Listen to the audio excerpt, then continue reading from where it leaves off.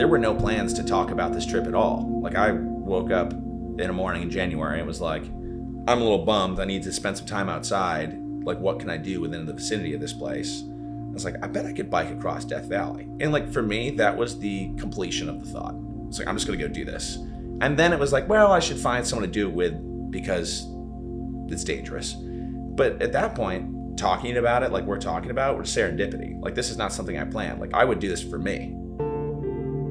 I kind of get off on this kind of stuff of just picking something that seems like it's impossible to do or really hard to do and just being like, I'm just gonna go try and see what happens. And not doing the research, not doing the like prep work, and just being like, nah, it'll be fine. Like, let's just go and do our best here and see what we get out of it. Ken and Dominique, they're much stronger cyclists than I am. I don't shave my legs. I'm not a hardo. I have no interest in racing. I just want to go ride my bike interesting places.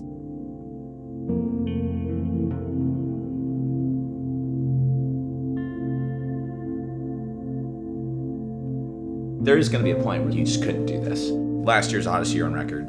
Last June was the hottest month on record. It's getting hotter. So for me, there definitely is some aspect of, if not now, it's just not going to be a thing you can do.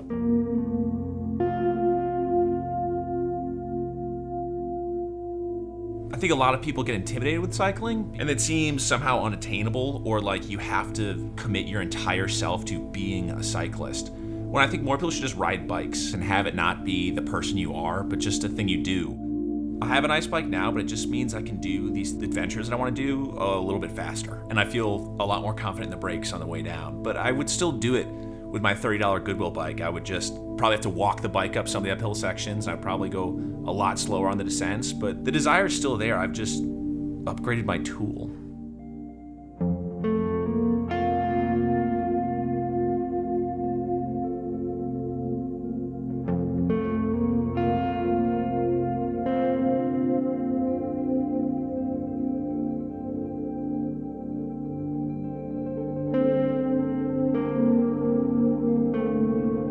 I think a lot of people keep themselves from going to the outdoors and doing these kind of things because we've been told we need the newest tech jacket or the most expensive hiking boots. And I think, you should just get outside and do the best what you have. And if that means being a little bit uncomfortable, I think sometimes you get even more out of the experience because of it.